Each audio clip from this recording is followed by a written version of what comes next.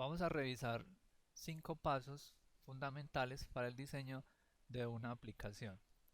El primer paso tiene que ver con conocer el usuario para el cual se va a diseñar la aplicación, porque los usuarios son grupos de personas a los cuales va a ser dirigida el diseño de la aplicación. En este caso vamos a utilizar diseño centrado en el usuario. Es decir, que partimos de un usuario específico y luego a ese usuario vamos a resolver una necesidad que identifiquemos. Como ven acá en esta imagen, hay muchos grupos de personas. Normalmente dentro de esos grupos podemos crear subgrupos, por ejemplo, personas mayores de cierta edad, personas, digamos, con, con ciertos estilos de vida, menores de edad, por ejemplo, hombres, mujeres, personas que trabajen, etcétera. Entonces, a eso se le llama clasificar el usuario por medio de las propiedades como la geografía, la demografía y propiedades ya personales de los usuarios. Cuando ya tenemos el usuario para el cual vamos a diseñar la aplicación, entonces vamos a mirar cuáles son las necesidades que queremos resolver, es decir, vamos a mirar problemas que hay los usuarios.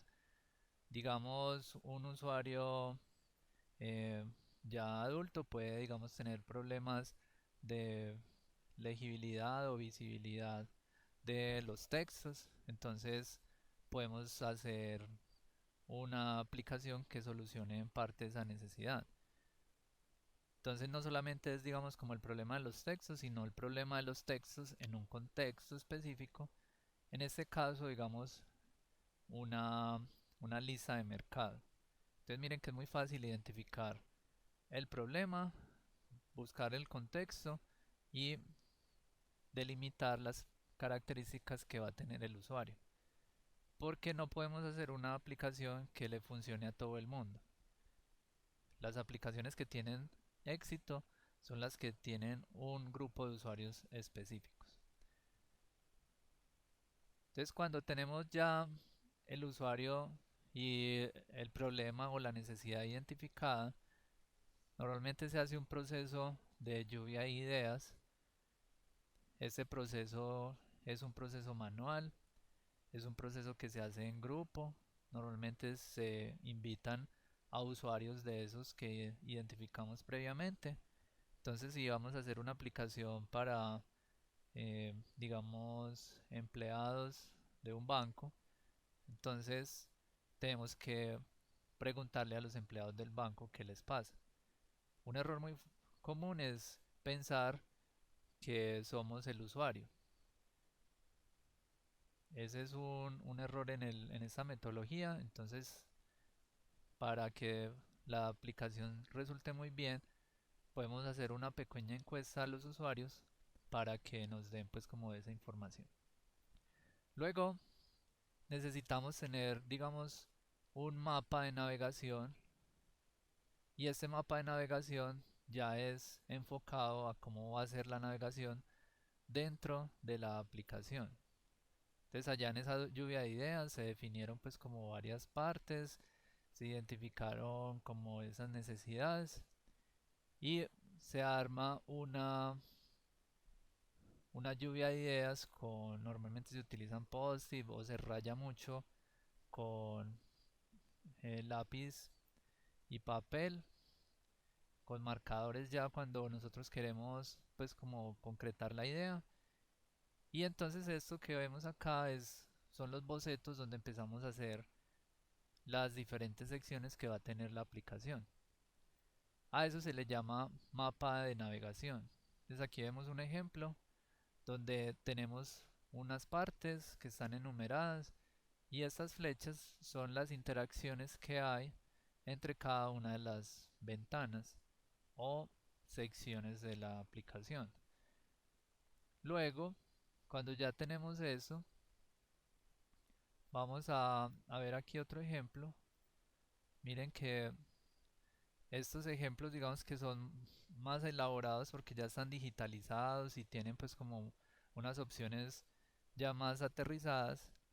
Por lo general el paso de la navegación es un paso que incluso muchas veces eh, nacen nuevas ideas en el transcurso y es un proceso que es de mejora continua y a lo que se llega es a un mapa similar a este. Entonces este es un mapa que hice como ejemplo de un juego de ahorcado.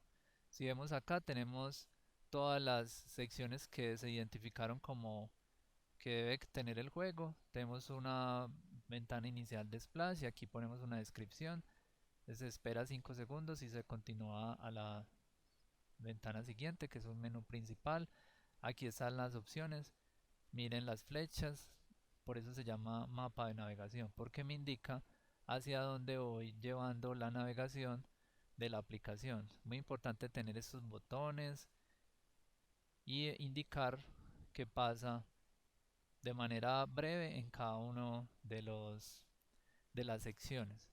Entonces esto es un insumo, normalmente como les decía, se hace a mano, lápiz y papel y borrador porque hay que ajustar muchas veces pues como el diseño. Cuando ya llegamos a un mapa donde ya tenemos todos los casos, igual acá puede que falten algunas cosas, pero eso uno se va dando cuenta en el diseño si le falta algo y entonces por eso se hace el lápiz para volverlo a, a revisar. Y con este insumo vamos a crear algo que se llama el wireframe de cada una de las secciones. Aquí tengo un ejemplo en el juego del ahorcado de esta parte de acá, que es donde ya se juega, donde se tiene una categoría y demás. Miren que aquí también es muy a grandes rasgos lo que va a pasar en el wireframe. La idea es que ya se especifique todo lo que va a tener el juego. Aquí no nos interesa el tema del diseño como tal, nos interesa simplemente la jerarquía de la información. Entonces aquí tenemos un botón, aquí tenemos un nombre de categoría, aquí tenemos el avance que va cambiando dependiendo de las respuestas incorrectas. Y miren que aquí se puede ir poniendo todos esos comentarios que van a ayudar a las siguientes etapas del diseño y de la programación. Entonces en esta ventana está todo el detalle. Entonces la idea es que cuando ya llegamos a este momento podamos ir a una aplicación y digitalizar este proceso. Entonces yo escogí Figma. Figma.com es una herramienta en línea gratuita donde podemos ir creando la digitalización de esos wireframes que hemos hecho previamente. Normalmente esto se conoce como el contrato que uno tiene con el usuario o con el cliente. Si el cliente aprueba esto, se le puede poner la firma incluso del cliente por acá en un ladito para que esto nos sirva de negociación más adelante, de tal forma que si algo no aparece aquí, quiere decir que no se tuvo en cuenta en la reunión. Y si el cliente pregunta ¿por qué no está el botón de tal cosa? Entonces se le muestra este borrador donde en ningún momento aparecería pues como esas opciones. Se pueden agregar, pero luego esa sería una etapa posterior. Lo importante es que este es un acuerdo que tenemos con el cliente. Entonces aquí esta herramienta es bastante sencilla de usar. Se crea pues un nuevo tablero. Acá normalmente podemos llegar desde aquí. Entonces venimos acá. Figma tiene incluso unos ejemplos que los vamos a revisar más adelante. Por ejemplo, en el tema de wireframe ya hay unos ejemplos y unos elementos de diseño que ya están prediseñados. Lo que vamos a hacer nosotros es crear, pues digamos como un, un mapa de navegación con base en unos wireframes que ya hicimos previamente. Entonces primero seleccionamos un frame y miramos acá las opciones. Estas son opciones de teléfonos, de tablets, etcétera. Voy a escoger eh, este tamaño y en este tamaño yo lo que voy haciendo es, tengo el wireframe, entonces miren que aquí tengo estas opciones y entonces yo lo que hago es que empiezo a dibujar, le pongo, puedo acá cambiarle el color, si yo quiero, normalmente los wireframes son sin color, entonces yo le pongo color blanco y le agrego un stroke que es el, el borde y luego con esa herramienta puedo ir dibujando con puntos. Entonces aquí ya lo tengo, le doy terminar, done. Entonces ahí ya tengo ese botón. Luego entonces podemos escribir acá la opción de frutas, que esa es la palabra para, para saber en qué sección estamos. Entonces yo puedo acomodar esto, simplemente puedo escalar un poco.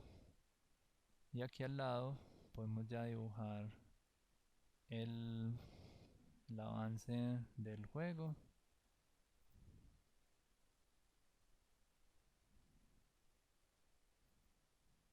Y acá hay herramientas de línea o con esta simplemente uniendo puntos se va creando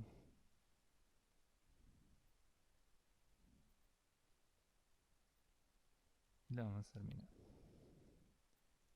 Entonces la idea es llegar a esto que tenemos acá pero presentado ya en esta plataforma.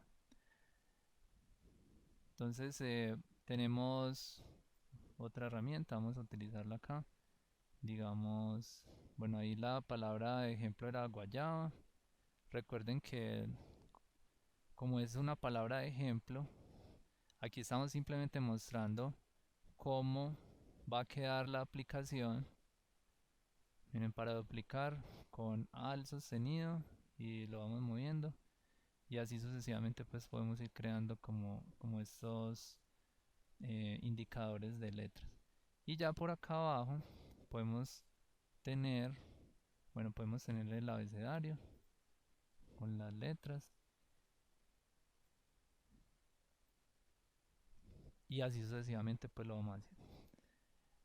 Entonces cuando ya tenemos todo listo, tenemos que venir, seleccionar, esto se llama una capa, seleccionamos la capa y por acá hay unas opciones para exportar.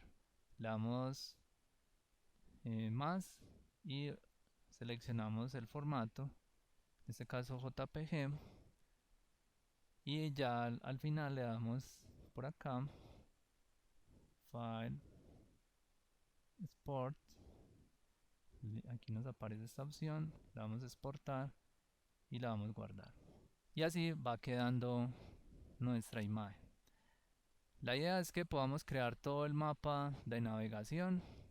Venimos, creamos un nuevo frame, damos clic, seleccionamos qué tamaño vamos a crear y ya lo agrega. Y con esta herramienta nos podemos desplazar y así sucesivamente vamos a ir creando el mapa de navegación, pero con base en los wireframes que ya tienen pues como el detalle. Y entonces esta sería, digamos, la pieza que se le entrega al diseñador o al arquitecto de la información o al diseñador de experiencias y diseñador visual.